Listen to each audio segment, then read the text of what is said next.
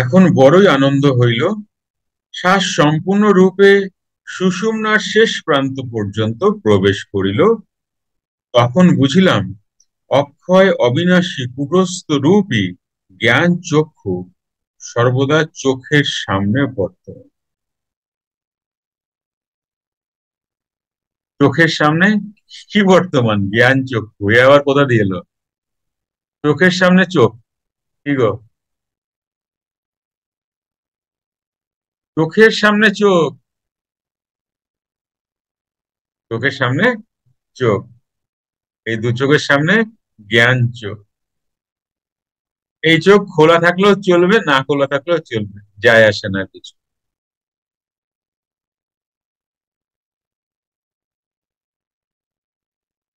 তখন বুঝিলাম অক্ষয় অবিনাশী। অক্ষয় অবিনাশী কূটস্থ কি? অক্ষয় অবিনাশী, এর কোনো বিনাশ নেই। ইহা অক্ষয় অবিনাশী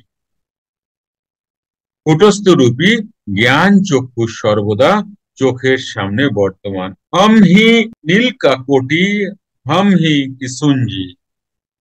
আমি নীলবর্ণ কোটি অর্থাৎ নীল মাধব, আমি কৃষ্ণ। চো কিশুন সই সূর্য সই পানি। যিনি কৃষ্ণ তিনি আত্মসূর্য, তিনি কারণ বাড়ি। বারে বারে সূর্যকে দেখতে ইচ্ছা করে। जो हम सोई সূর্য কা জ্যোতি, যাহা আমি তাহাই আত্মসূর্যের জ্যোতি। যাহা আমি তাহাই আত্মসূর্যের জ্যোতি।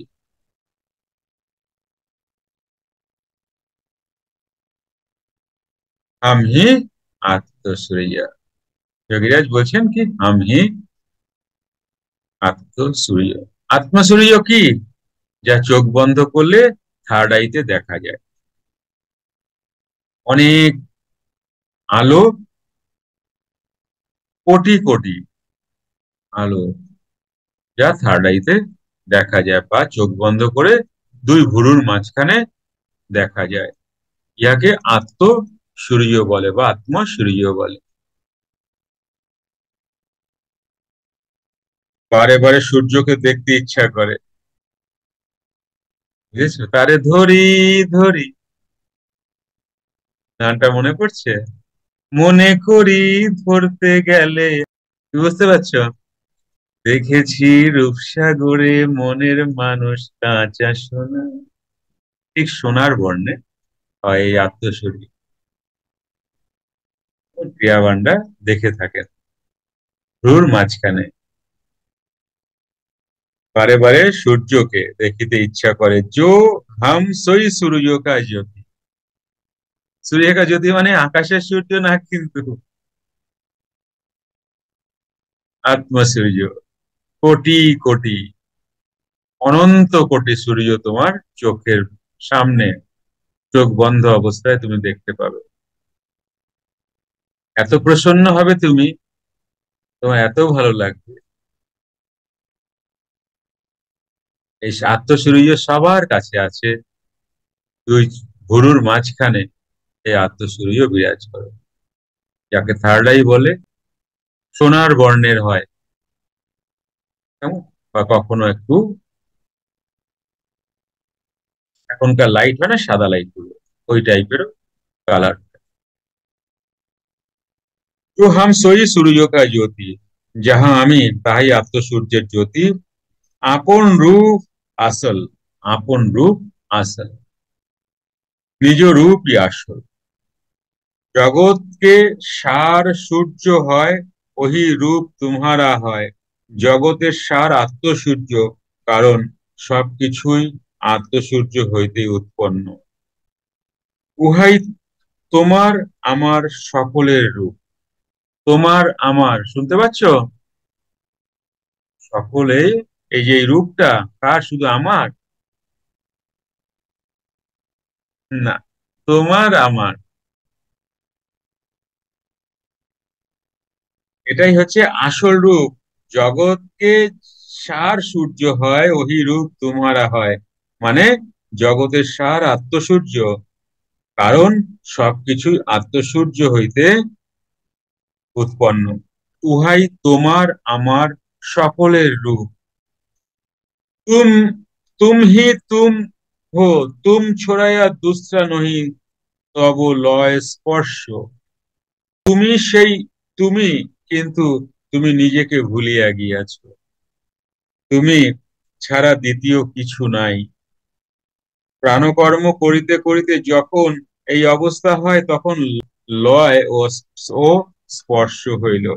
কপালের ওপরে একটি সূর্য অঙ্কন করিয়া তাহার নিচে লিখিয়াছিলেন, সূর্য কা দুসরা রূপ জম ওহি হম, সূর্যই হম। जो सासा सोई सूर्य का ज्योत सोही हम। এই যে শ্বাসটা আসছে কোথা থেকে? সূর্যর থেকেই তো আসছে।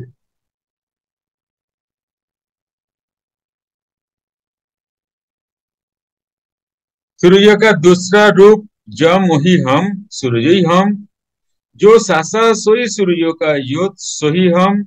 सूर्य से इहो सासा आता है, इहो समझना जल्दी नहीं होता है। आत्म सूर्य দ্বিতীয় রূপ জম, অর্থাৎ মৃত্যুর স্থান। আবার উহাই আমি, আবার উহাই আমি। ওই আত্মসূর্যই যম, আবার উহাই আমি। যাহা শ্বাস, তাহাই আত্মসূর্যের জ্যোতি। আবার উহাই আমি, কারণ ওই আত্মসূর্য হইতে এই শ্বাস আসিতেছে। উহাই শ্বাসের উৎসস্থল। অবশ্য ইহা তাড়াতাড়ি, অর্থাৎ অল্প সাধনে বোঝা যায় না। এগো পড়ে বোঝা যাবে?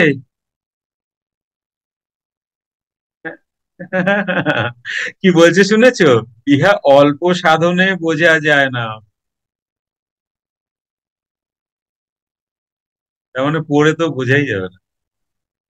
এখান থেকে শ্বাস কিভাবে আসে, কি করে বুঝবা তুমি? কিছুটা অনুভব করা যায়, তবুও ভুল, বুঝবাই না। যেমন তোমার মনে করো, আধা ঘন্টা যদি শ্বাস না পড়ে, এমন অবস্থা তুমি কখনো ছিলা? তুমি তো জানোই না, তুমি বুঝবে কি করে ওই অবস্থাটা কেমন? তুমি তো বুঝবেই না, আধা ঘন্টা তোমার শ্বাস নেই, ধরো কুম্ভ না, কিন্তু তুমি শুনেছো, ফিল করতে পারবে না, কারণ তোমার কোনোদিন এমনটা হয়নি। যে বলে ফিল করতে পারো।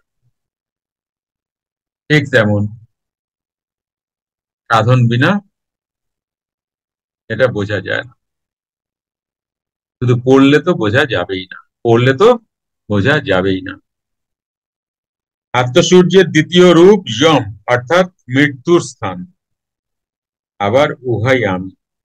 ওই আত্মসূর্য যম, আবার উহাই আমি। যাহা শ্বাস, তাহাই আত্মসূর্যের জ্যোতি। আবার উহাই আমি, কারণ ওই আত্মসূর্য হইতে ওই শ্বাস আসিতেছে। উহাই শ্বাসের উৎসস্থল। যেহেতু প্রাণ না থাকলে তোমার শ্বাস প্রশ্বাস থাকে? থাকে না তো। তাহলে প্রাণ কোথায় কোথায় থাকে? এই বডিতে? কেউ জানে না, কেউ জানে না, কেউ বোঝে না যে প্রাণ কোথায় থাকে। এই যে আমি বেঁচে আছি, তুমি বেঁচে আছো, কি করে বেঁচে আছো? প্রাণ আসে বলেই তো দেহে। তাহলে প্রাণ থাকে কোথায়? ৪৯ বায়ুর মধ্যে শ্রেষ্ঠ কে?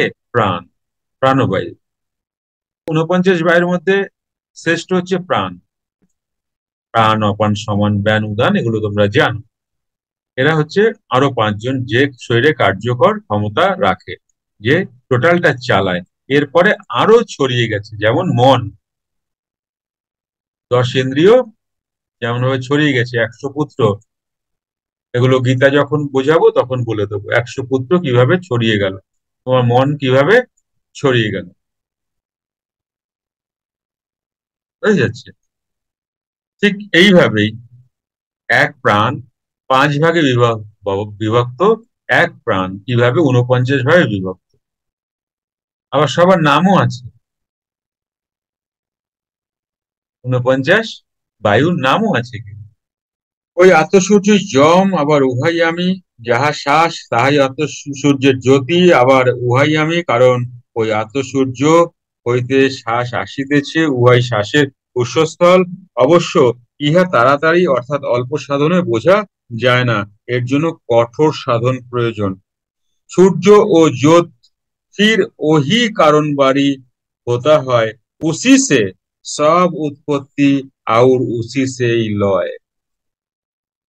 যেখান হইতে উৎপত্তি সেখানেই লয়, সেই লয়। अब सासा भीतर भीतर जाता है, थोड़ा बाहर भी जाता है। কিছুটা বাইরেও আসছে, ম্যাক্সিমামটা ভেতর ভেতর চলছে। आज मन संग देशे से एक एक दफा खबर गया, इसी से प्रभु का दर्शन और ध्वनि आजन देखने सुना। स्त्री पुरुष का काल है, उसके तरफ ताकाना नहीं, भूल करके भी चाहे ना। এই জায়গাটা খুব ডেঞ্জারাস, কিন্তু মানে ক্রিয়াবান ভুল করে ফেলে। ওই আত্মসূর্য এবং তাহার জ্যোতি উহাই কারণ বাড়ি, সেই কারণ বাড়ি হইতেই বিশ্ব ব্রহ্মাণ্ডের উৎপত্তি এবং তাহাতেই লয় হয়। এখন শ্বাস ভেতরে প্রবেশ করিতেছে, আবার কিছু বাহিরেও যাইতেছে। প্রাণকর্ম করিতে করিতে এমন অবস্থা হইল যে আজ মন সমস্ত প্রকার ইন্দ্রিয় সঙ্গ বর্জন হইল। আজ মন আজ মন সমস্ত প্রকার ইন্দ্রিয় সঙ্গ বর্জন হইল। এই অবস্থায় প্রভুর দর্শন হইল এবং ওঙ্কার ধ্বনির প্রকাশ দেখিলাম ও শুনিলাম। ইহাই স্ত্রী পুরুষ নির্বিশেষে সকলের কাল স্বরূপ। স্ত্রী পুরুষ নির্বিশেষে সকলের কাল স্বরূপ। ইহার প্রতি কখনো তাকাইবে না, ভুল করিয়াও দেখবে না, কারণ প্রাণের যে স্থির অবস্থা তাহার দুইটি দিক আছে, একটি বিষ্ণু অর্থাৎ ব্যাপ্তি, অপরটি কাল স্বরূপ নিধন কর্তা।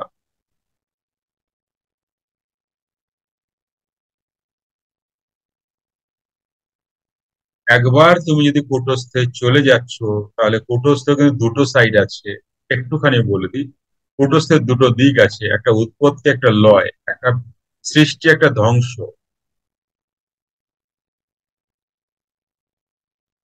তো তুমি এখান থেকে যত তাড়াতাড়ি পারো তুমি আরো উপরে উঠে যাও, এই দিকে তুমি, থেকে নেহাই বলা হচ্ছে কুটস্থ, কেমন?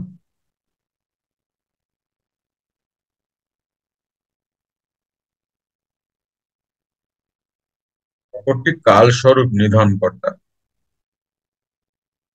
গুরু বলে দেবেন, চিন্তা নেই, ওই জায়গায় গেলে গুরু সমস্তটা বলে দেবেন। তুমি একা তো নও, সুতরাং তুমি চিন্তা করো না, ভয় পেও।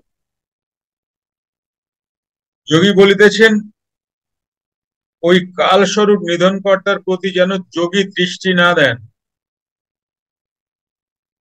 অবশ্য উভয় অবস্থায় কিন্তু যোগীর নিকট আসিবে,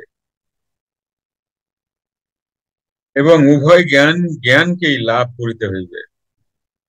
প্রতি পদক্ষেপে দেখবে গুরু সমান দাতা নেই,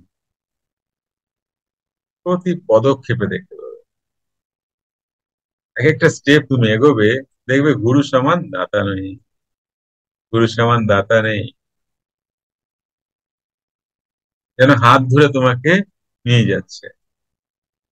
এখন নিচ্ছে না? হ্যাঁ, এখন নিচ্ছে। তুমি অহংকারী বলে, আমি অহংকারী বলে বুঝতে পারি না। গুরুজি হাত ধরে নিয়ে চলছেন, আমি অহংকারী, তুমি অহংকারী বলে বুঝতে পারো না। বাকি সবটাই তিনিই করছেন।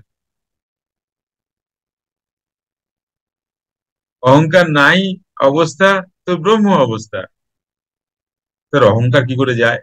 সাধন করো, সাধনা করলে যায়।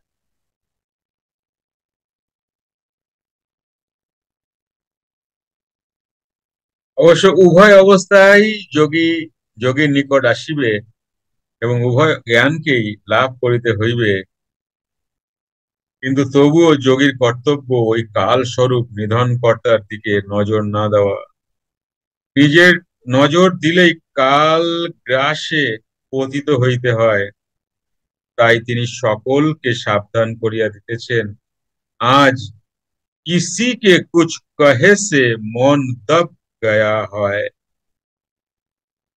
कि बिल्कुल अटक हो तो है और सासा ভেতর ভেতর चलता है। अब इस कदर नेशा होता है कि नेशा के मारे आंख से सुबाता नहीं हरफ लिखने का नजर पड़े और नींद आयसा नेशा घेर आवे। আজ কোনো ব্যক্তিকে কিছু বলায় মন দাবিয়া গিয়াছে, জিহ্বা সম্পূর্ণরূপে ওপরে উঠিয়া গিয়া তালুরন্ধে প্রবেশ করায় আটকাইয়া গেল এবং শ্বাসের গতি অভ্যন্তর্মুখী হইয়া অভ্যন্তর্মুখী হওয়ায় ভেতর ভেতর চলিতেছে। এই অবস্থায় প্রাণবায়ু ঊর্ধ্বে ওঠার এমন নেশা হইল যে সেই নেশার তীব্রতায় চোখে কিছুই দেখিতে পাইতেছি না, লিখিবার সময় অক্ষর পর্যন্ত দেখিতে পাইতেছি না, এবং নিদ্রার সময় যেমন ঢুলুনি আসে সেই রকম গাঢ় নেশা ঘিরিয়া আসিল। আমি একটা কথা বলেছিলাম অনেকদিন আগে পড়ায়, তোমরা কি খেয়াল করেছো বা তোমাদের কার মনে আছে আমি জানি না, যোগীরাজ বলেই এই অবস্থাতে লিখতে পেরেছিলেন কারণ তিনি স্বয়ং ছিলেন। এমন কোনো সাধক বা যোগী নেই এই অবস্থাকে লিখে গেছেন, আজ অব্দি কেউ লেখেননি, সির্ফ যোগীরাজ বলেই সম্ভব। দেখেছো এই যে যেটা তোমাদের আগে আগের দিন কোনোদিন বলছিলাম, আলোচনা করেছিলাম, মনে পড়ে? যে তোমার ক্ষমতা হবে না ওটা লেখার। কারণে বলছে হ্যাঁ বলেছিলেন। তোমার ক্ষমতা হবে না এটা লেখার, ওই অবস্থা থেকে ফিরে এসে কলম পেন ধরে লিখবা তুমি, পারবা না,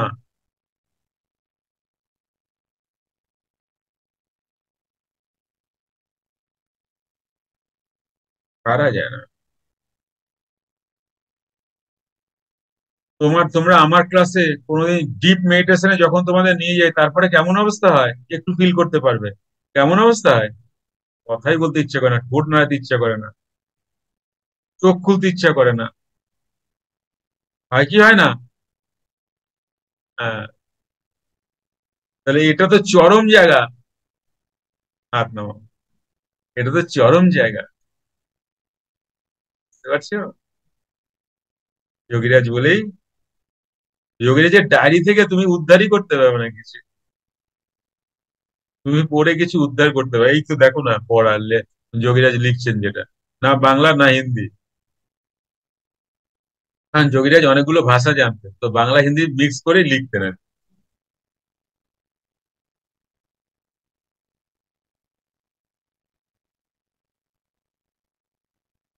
তাহলে এই অবস্থায় প্রাণবায়ু ঊর্ধ্বে ওঠার ওঠার এমন নেশা হইল যে সেই নেশা, মানে তুমি কি কুটস্থে যাচ্ছ, তো কুটস্থ থেকে ঊর্ধ্বে প্রাণবায়ু, বুঝতে পারছো তো? প্রাণবায়ু ঊর্ধ্বে, কুটস্থে থাকা, কুটস্থ থেকে ঊর্ধ্বে হয়ে যাচ্ছে, কুটস্থ থেকে ঊর্ধ্বে কিছু লেখাই সম্ভব না, কুটস্থে নেমেই লিখতে হয় মানুষকে। আর কুটস্থে থাকলেও গাঢ় নেশা হচ্ছে, হাত পা নড়ছে না, চোখ খুলছে না।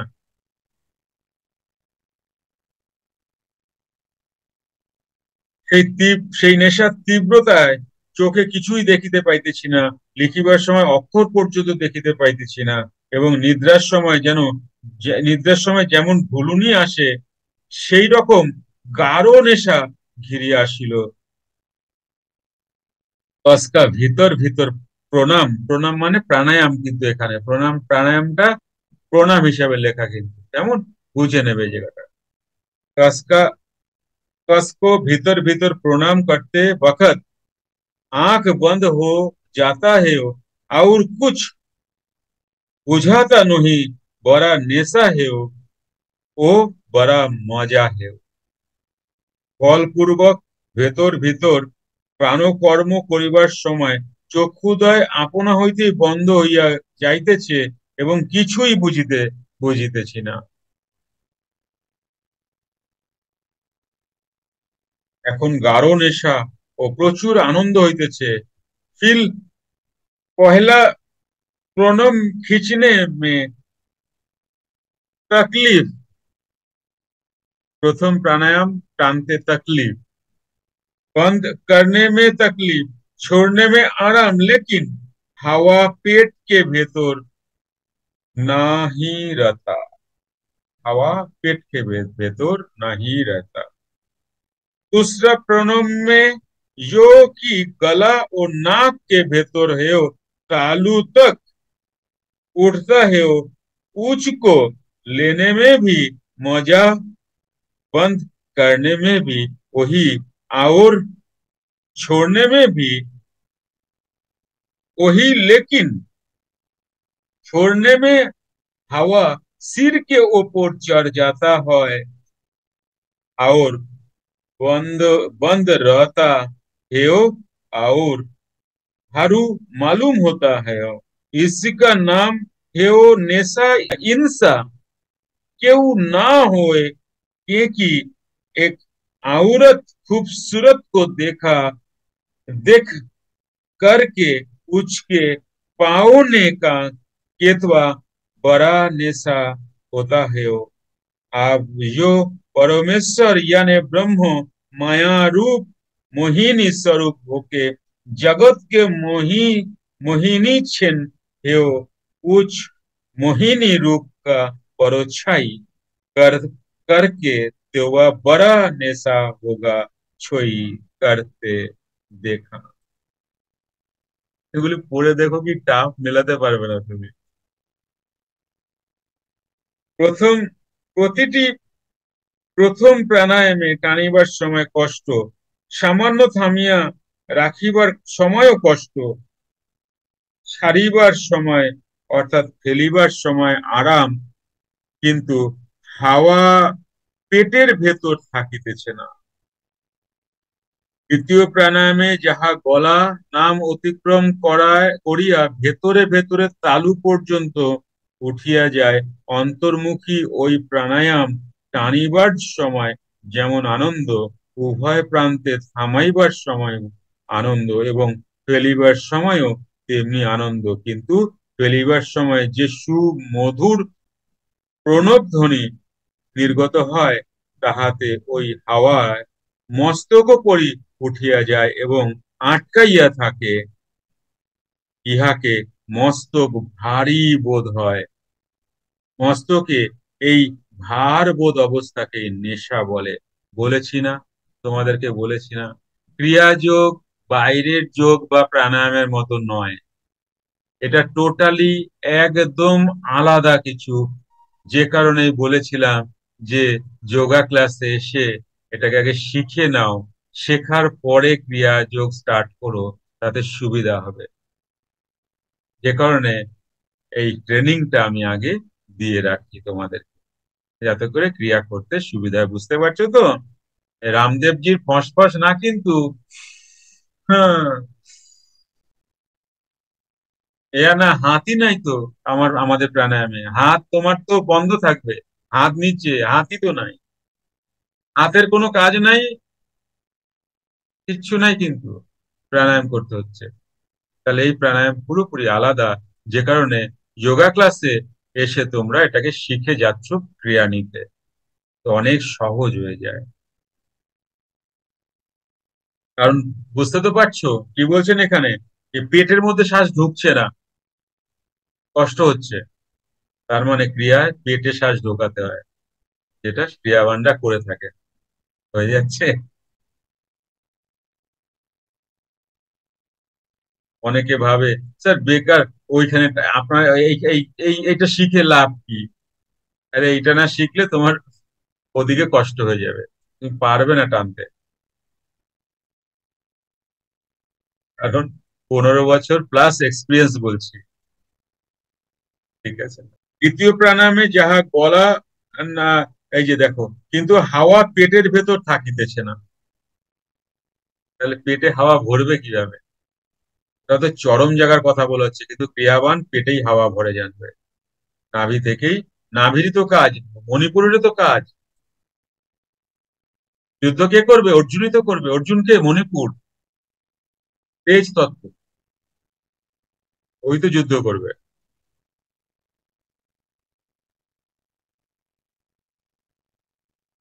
মস্তকে ওই ভার বোধ অবস্থাকেই নেশা বলে, কিন্তু এই নেশা সকলের হয় না কেন?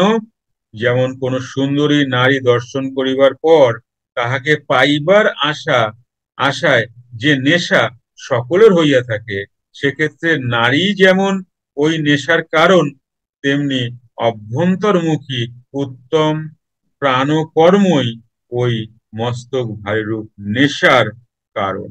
সত্যি তাই, সময় না হলে এই কথা তোমরা শুনতে পাবে না।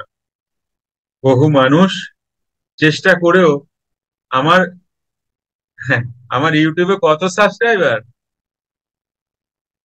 এখানে আছে কতজন? 42, 45, 50 জন হয় মাত্র। আমার কি 50 জন সাবস্ক্রাইবার ইউটিউবে? কি গো? কজন আসছো? 43 জন, 50 জন, বেশি না। এ কথা সবার শোনা ভাগ্যে থাকে না, ভাগ্য মানে কর্মে থাকে না। কর্ম মানে সময় তো হয়নি, সময় হয়।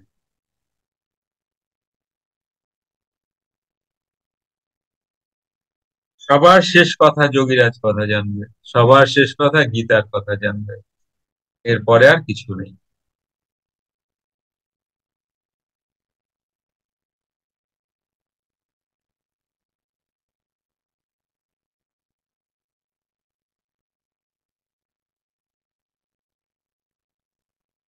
নাহলে একটা কথা বোঝো না, আমি যে কথাগুলো বলছি, তোমরা কতটা পরিশুদ্ধ হলে এই রসকস ছাড়া কথাগুলোকে শুনছো বসে বসে, বলো? পারবে না, এত সহজ না। আর তুমি ভাইবো না যে এমনি এমনি এসে শুনতেছো এগুলো, তুমি বহু জন্ম ব্যতিতানি হয়ে গেছে, বহু করা আছে, তবে না তুমি এসে এখানে বসেছো, সময় হয়েছে বলে বসেছো, এরকমটা না। তোমরা তোমাদের ছোট মনে করো না, বহু জন্মানি ব্যতিতানি হয়ে গেছে, মানে সামনেই আর বেশি দিন নেই। যার জ্বালা দেখবো, তুমি যত কাজ ধারে যেতে থাকবে, তোমার জ্বালা তত বেশি বাড়তে থাকবে। একটা কথা শুনবে, পাঁচ ভালো মানুষদের এত জ্বালা হয় কেন? অনেকে বলে এত কষ্ট পায় কেন তারা? ভালো মানুষটা কেন কষ্ট পায়? অনেকেই বলতে শুনবে, এবং তোমরা দেখবে তোমাদের সমাজে, তোমাদের চোখের সামনে দেখবে ভালো মানুষটা খুব কষ্ট পায় কেন। সময় হয়ে গেছে ভাই, হিসাব কিতাব তো আগের পুরা পুরা করতে হবে। কি বুঝলে? এই যে বহু জন্মানি ব্যতীতানি কি কি কইরা আইছি আমি, ওদিকে তো কোনো ঠিক নাই। এখন নয় ভালো হয়েছে, তোমাদেরকে পয়রা শুনে দিছি, এর আগে কি করছি? তার আগে কি, তার আগের জীবনে, তার আগের জীবনে, তার আগের জীবনে, তার আগের জীবনে কত 84 লক্ষ জনই তো গেল, তারপরে মানব জনি 50-50। হিসাব বুঝছো কত বছরের? হিসাব কড়ায় গন্ডায় নেবে এই ভালো হইলে। মুশকিলটা কি জানো? কি নির্মম অত্যাচার বলবে তুমি একে। যখন তুমি ঝগড়া করতে, যখন তুমি যুদ্ধ করতে, যখন তুমি কাউকে কথায় কথায় গায়ে হাত দিতে পারতে, মারতে পারতে, ঝগড়া করতে পারতে, তখন তোমার কাছে এগুলো আসেনি। এখন তুমি ঠান্ডা হয়ে গেছো, চুপ হয়ে গেছো, কারোর সাথে ঝগড়া করতে ইচ্ছে করে না কিছু। এখন আসছি এত তরঙ্গ ভাবো, এখন তোমার ভালোই লাগে না, তোমার এনার্জিও নাই। কি মুশকিল, কিরকম মর্মান্তিক না? যখন তুমি আয় দেখে নেবো বলে কোমরে গামছা বাইদ্যা নাববা বা আঁচল গুজ্জা নাবতা, সেই সময় আসে নাই। আজ তুমি আঁচল ছাড়া দিছো, গামছা ছাড় দিছো, এখন এরকম করছো, হাতও বন্ধ করছো। এখন তোমার সমস্ত হিসাব কিতাব এখন তোমাকে দিতে হবে। তোমার হাতও বন্ধ কিন্তু। যোগীরাজের দেখেছো ক্রিয়াবানদের হাত বন্ধ থাকে। জানি না কে বুঝতে পারছে আমার কথাটা। আমার কথাগুলো যদি বুঝতে পারো তো বুঝতে পারবে। হ্যাঁ, ক্রিয়াবান হলেই হাত বন্ধ, জানবে। এরপরে আসছে তোমার চাবুক, চাবুক পড়ছে তোমার হাত বন্ধ। কিছু বলবো না, কিছু বলবো না, থাক সহ্য করে নি, থাক সহ্য করে নি। জীবনটা এমন। আজ তোমার কিছু করতে ইচ্ছা করে না, এখন কত রকম কিছু তোমাকে তোমার সামনে আসছে। আগের যা যা আমরা, এটাই লাইফ, এটাই জীবন, এটাই, এর মধ্যে থেকে তোমাকে বেরিয়ে যেতে হবে। এর মধ্যে থেকে তোমাকে ক্রিয়া করে, এই ক্রিয়াতে কি হয়, হাজার হাজার বছরকে তুমি তোমার যে কর্মফলকে জ্বালিয়ে দিতে পারো ক্রিয়া করে। মানে জ্বালিয়ে দিতে হয়, পারো না, জ্বালিতে হয় কর্মফলকে। এই পুরাণ পুরুষ পড়ে দেখো না, সব আছে এখানে। এটা কি এমনি এমনি সত্য যুগের গীতা এমনি এমনি? বাবা বা এটা লিখলেন, লিখে বললেন এটা সত্য যুগের গীতা। বুঝেছো? কত আনন্দ বলো তো, আমি এই বাবার সন্তান। ভালো লাগে। এই বইটা আমার বাবার লেখা, জানো তো? যোগাচার্য বাচস্পতি মহামহোপাধ্যায় শ্রী অশোক কুমার চট্টোপাধ্যায় মহাশয়। বুঝেছো? এই কথা কে লিখতে পারবে? স্বয়ং ছাড়া লিখতে পারবে না, জানো? যা কথা লেখা তোমরা বুঝতে তো পারছো, দাঁত পাত তুলে বেরিয়ে যাচ্ছে। স্বয়ং ছাড়া এর ভাষ্য কে করবে? একে বিবরণ, একে বিশ্লেষণ কে করবে? ওই স্তরে না গেলে কি করে বলবে এই কথাগুলো? তাই বাবা একটা সময় লিখলেন যে শ্যামাচরণ সেই আমি। শোনো শোনো মর্তবাসী, শ্যামাচরণ বিনা গতি নাই।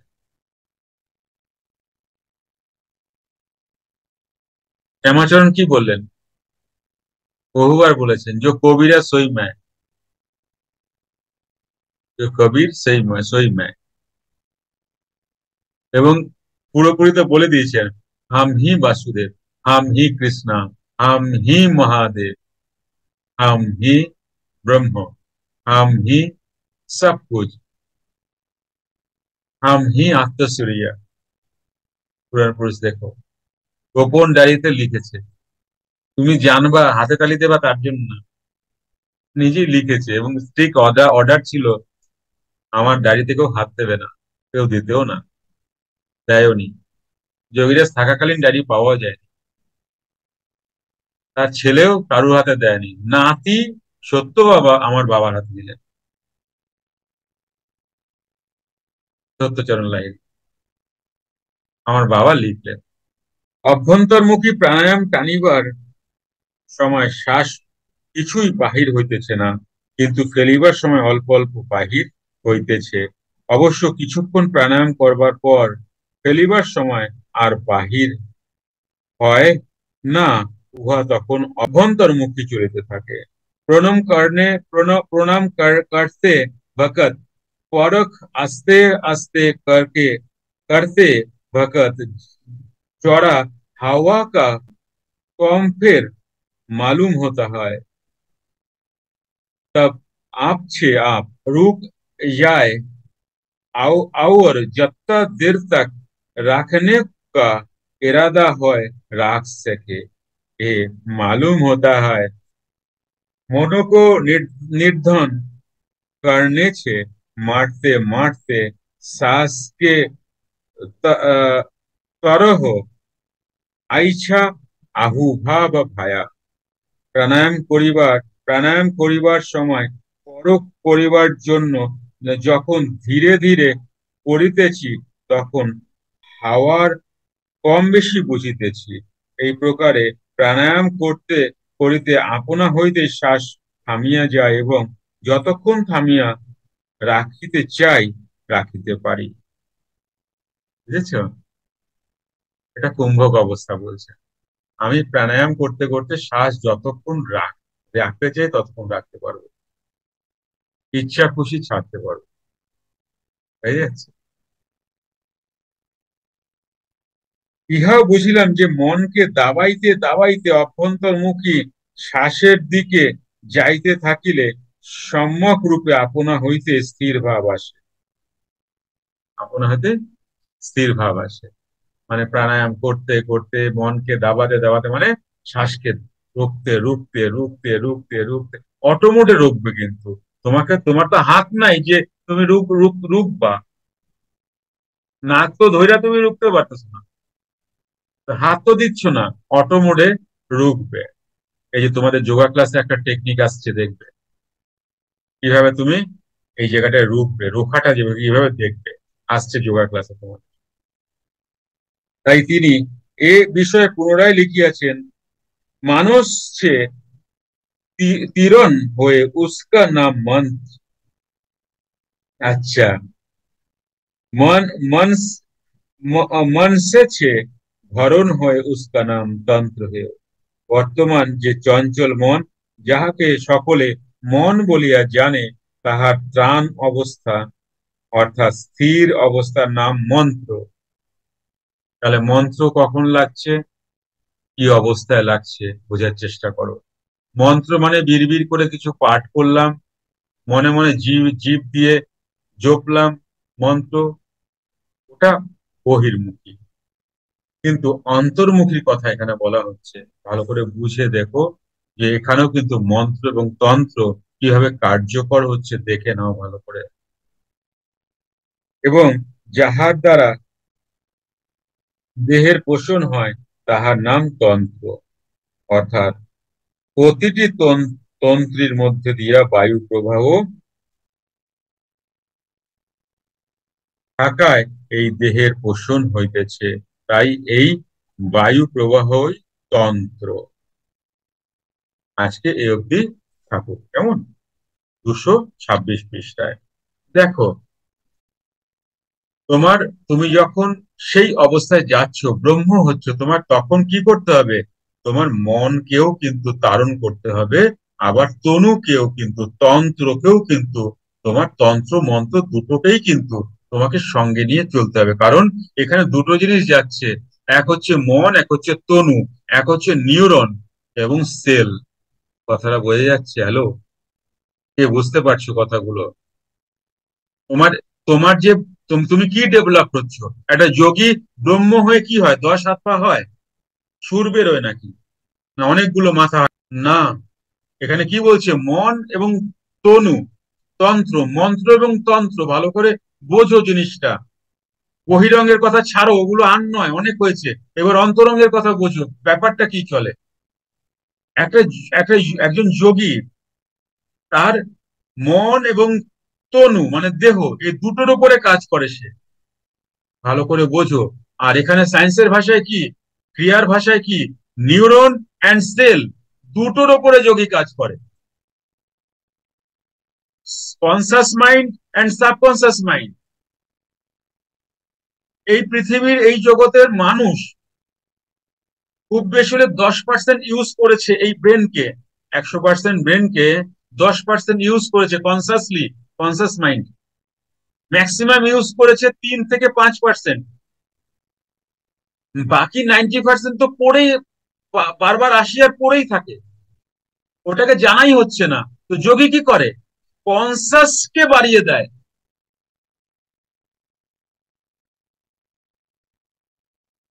সায়েন্সটা হয়ে যাচ্ছে। তুমি ব্রহ্ম হয়েছো, কি হয়েছে তোমার, কি হয়েছে? কয়টা ঠ্যাং হয়েছে? ব্রহ্মটা কি, ভালো করে বোঝো। ব্রহ্ম কি বস্তু, কেমন বস্তু? ব্রহ্ম কি? ব্রহ্ম হচ্ছে অনুভব করা। 10টা মাথা হবে না তোমার। ব্রহ্ম জাস্ট কি, অনুভব, অনুভূতি। কোন ব্রহ্মের কি আলাদা রূপ দেখো যিনি ব্রহ্ম হয়েছে? ব্রহ্ম তো ভারতে অনেকে ছিলেন, তোমরা জানো। আচ্ছা, লাহিড়ী বাবা, কেউ তো বলেনি লাহিড়ী বাবা 10টা মাথা ছিল, বিরাট লম্বা হয়ে গেছে, আকাশ অব্দি হয়ে গেছে লাহিড়ী বাবা, এরকম তো না। ওই তো বডি। তাহলে কি হলো? অনুভূতি, অনুভব। ব্রহ্ম কি? অনুভব, জাস্ট অনুভব।